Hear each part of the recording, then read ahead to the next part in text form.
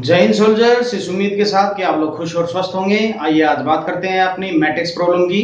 तो आज हमारे पास मैट्रिक्स की प्रॉब्लम में 3 प्रॉब्लम्स हैं, जिनमें से पहली प्रॉब्लम एक थ्योरम है जिसमें दो invertible matrices of same order के प्रोडक्ट के इनवर्स को हमें उनके इनवर्स के प्रोडक्ट के बराबर करना है, जिसमें B inverse is equals to A inverse है।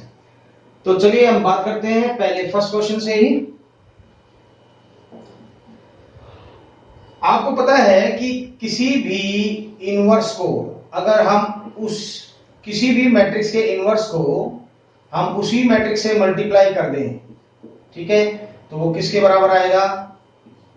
आइडेंटिटी मैट्रिक्स के बराबर आएगा, क्योंकि ये इनवर्स की प्रॉपर्टी है, क्वालिटी है। अब इसके बाद देखते हैं हम दोनों तरफ जो है मल्टीप्लाई कर देते हैं।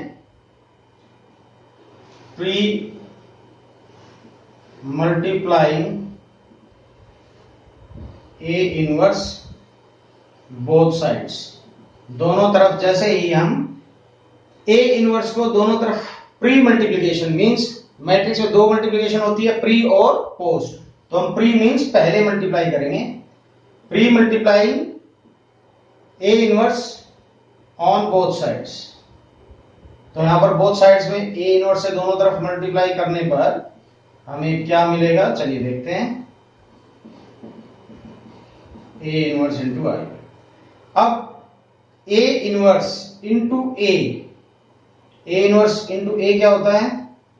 आई, यानी आइडेंटिटी मैट्रिक्स, और इंटू बी, ए बी का होल इनवर्स।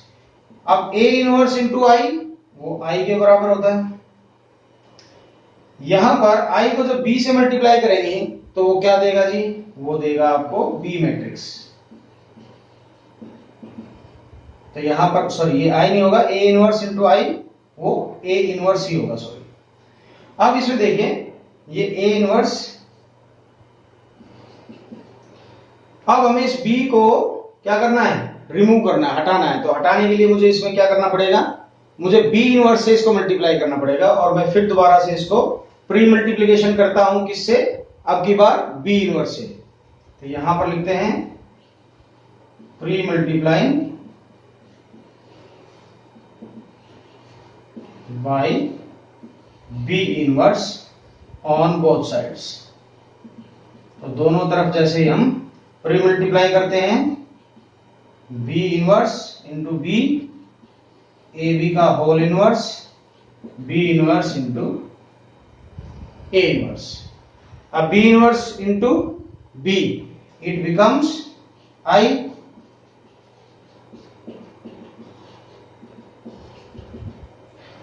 और I into inverse of somebody means some matrix, so it becomes the same matrix. So AB inverse is equals to B inverse into A inverse. So ये आपका inverse यहां पर prove हो गया कि A B का whole inverse जो है वो किसके बराबर होगा? B inverse into A inverse के बराबर होगा। So now proceed to the next problem. Let's see.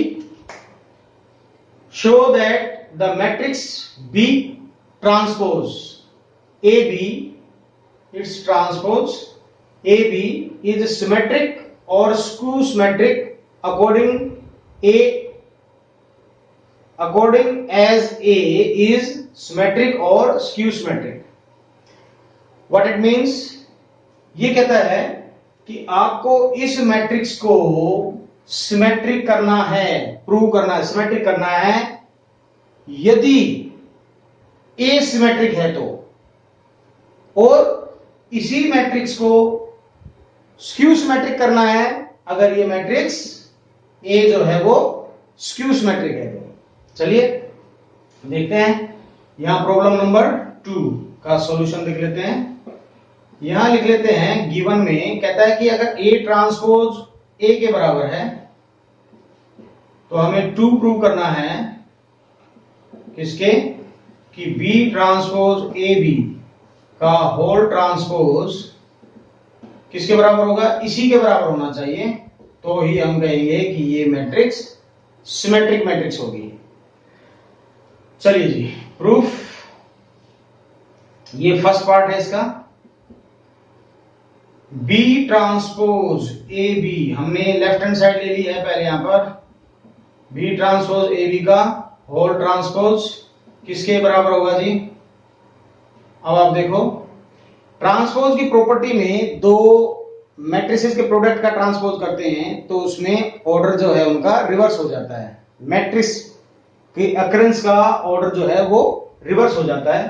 तो यहां हम दो मैट्रिक्स मान लेते हैं कि एक मैट्रिक्स बी ट्रांसपोज है और एक ए बी, तो इनका ऑर्डर क्या हो जाएगा, ए बी का ट्रांसपोज और बी ट्रांसपोज का ट्रांसपोज। क्यों, क्योंकि यहां पर मैं लिख देता हूं कि अगर पी क्यू मैट्रिक्स का ट्रांसपोज करेंगे तो वो क्यू का ट्रांसपोज और पी के ट्रांसपोज के बराबर होता है, क्योंकि ए बी यहां यूज किया है तो मैं वहां पर पी क्यू लिख दिया। चलिए, अब यहां पर सेम ए बी का ट्रांसपोज करेंगे तो बी ट्रांसपोज और ए ट्रांसपोज, और किसी मैट्रिक्स से ट्रांसपोज का ट्रांसपोज होगा तो वो किसके बराबर आएगा, वो आएगा बी के, यानी उसी के बराबर आ जाएगा, क्योंकि यहां पर बी ट्रांसपोज का ट्रांसपोज हो रहा है। चलिए जी, ये भी एक प्रॉपर्टी है कि आप ए ट्रांसपोज का भी अगर ट्रांसपोज करोगे तो वो ए के ही बराबर आता है। अब हमें ए ट्रांसपोज किसके इक्वल दिया हुआ है, वो तो ए के बराबर दिया हुआ है, तो हम यहां पर वो रख देंगे। तो देखो कितनी आसानी से ये चीज आ गई, क्योंकि ए ट्रांसपोज जो था वो हमें ए के बराबर दिया हुआ है, ये गिवन है। ठीक है जी, ये क्या है, हमें गिवन है, तो यहां पर ये इसी के बराबर हो गई, तो इसको हमें यही प्रूव करना था। Therefore B transpose A B is a symmetric matrix if A is symmetric।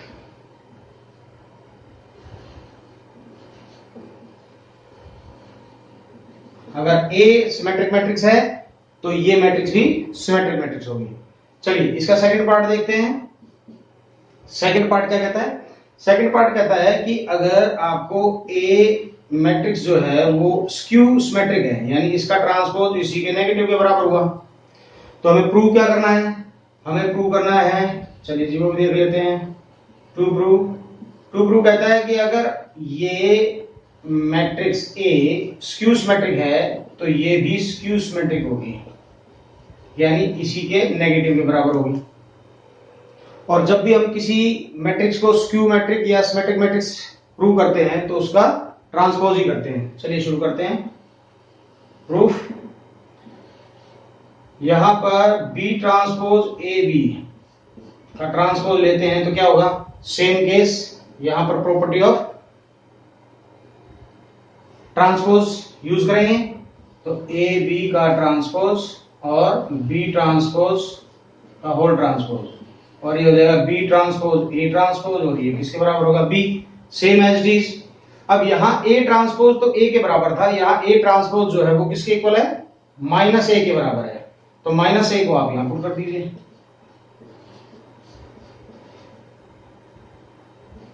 और जब माइनस बाहर आएगा तो ये क्या होगा, आ गया।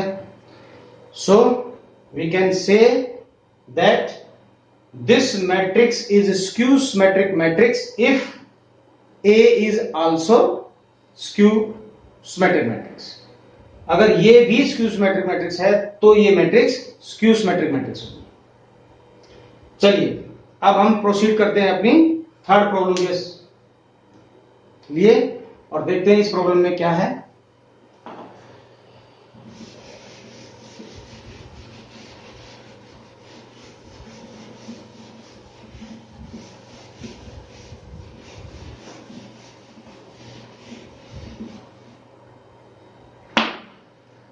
Find the matrix so that x into this matrix is equals to this।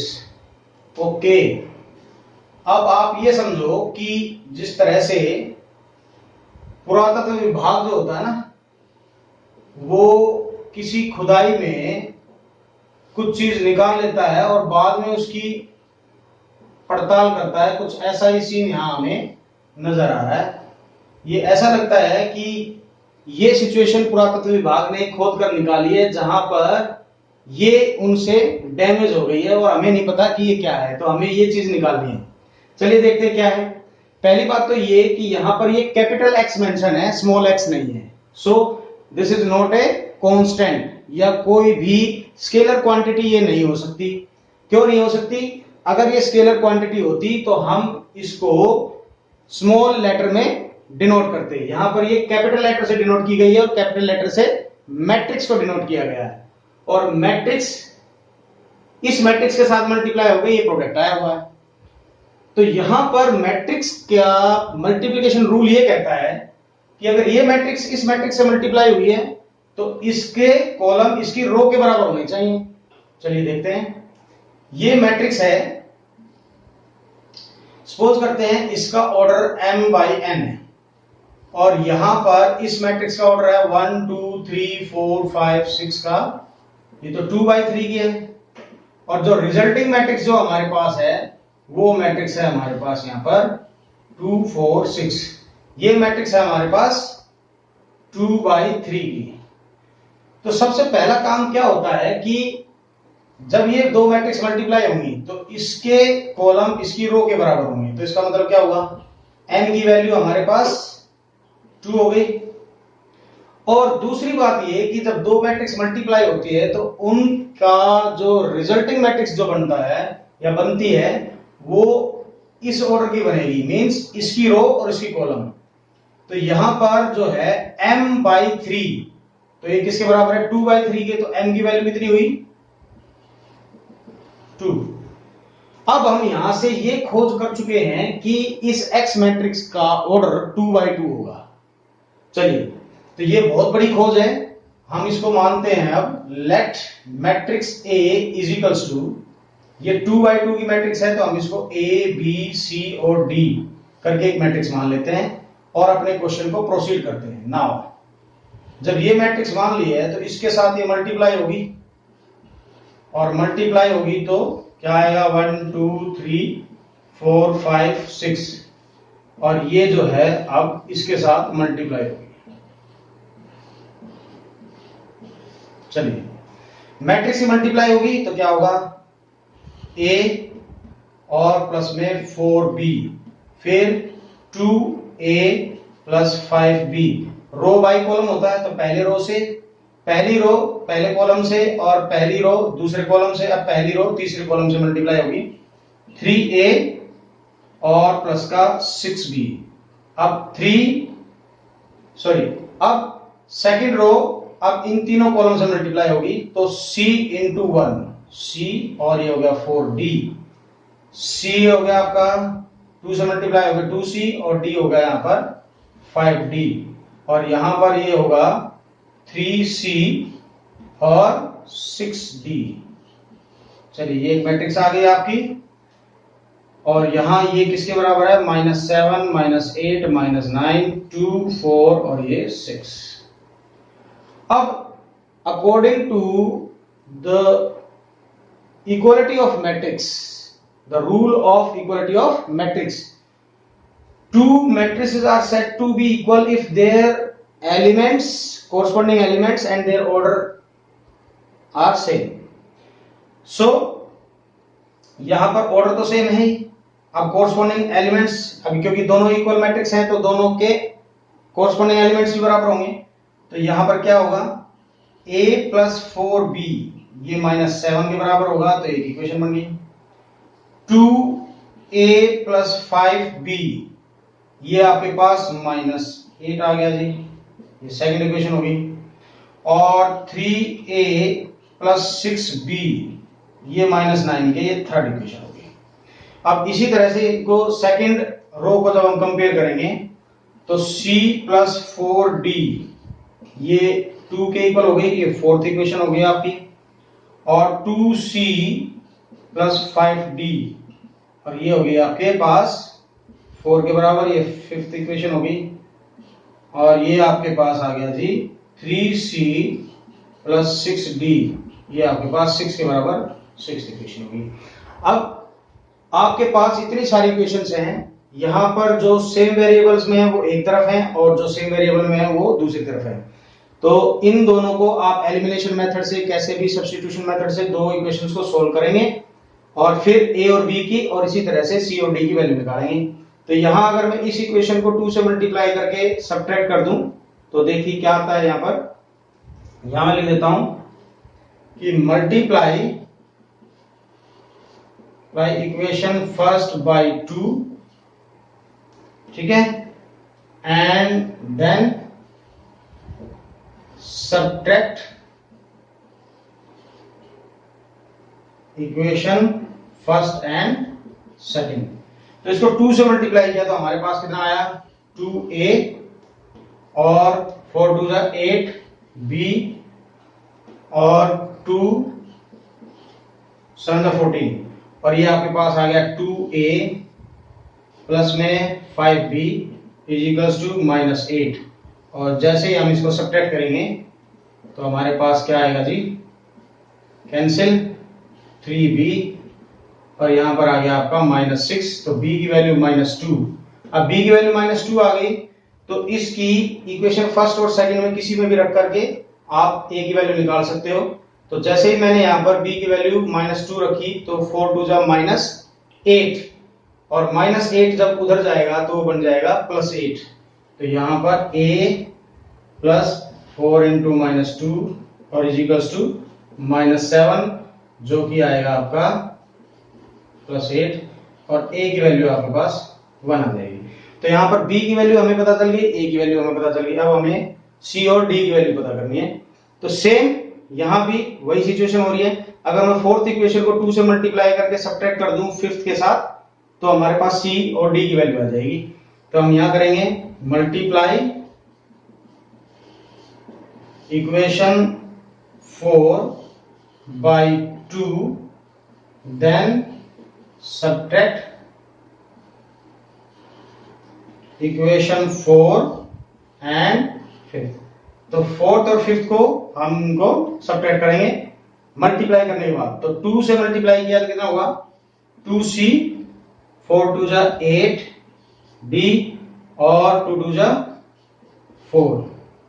यहां पर ये आया 2c 5d है सेम एज d 5d और ये 4। सब्ट्रैक्ट करने से ये कैंसिल और यहां पर आ गया आपका 3d और ये हो गया आपका 0। तो 0 आने पर d की वैल्यू 0 आ गई, ठीक है जी। और जब d की वैल्यू हम किसी एक इक्वेशन में रखें फोर्थ में तो हमारे पास क्या आएगा, ये आएगा हमारे पास c प्लस में 4 into d is equal to 2। तो c की वैल्यू 2 आ गई। अब हमारे पास a की वैल्यू भी है, b की वैल्यू भी है और c और d दोनों की वैल्यू है। तो हम पुरातत्व विभाग को कह सकते हैं कि ये जो मैट्रिक्स है ना वो मैट्रिक्स x जो होगी वो किसके बराबर होगी, a की वैल्यू 1, b की वैल्यू -2, c की वैल्यू 2 और d की वैल्यू 0। ये हमारी जो खोई हुई मैट्रिक्स है जिसको पुरातत्व विभाग ढूंढ रहा था वो मैट्रिक्स हमने खोज निकाली है। तो it's time for cheer up. So this is for the day. Thank you and have a nice day.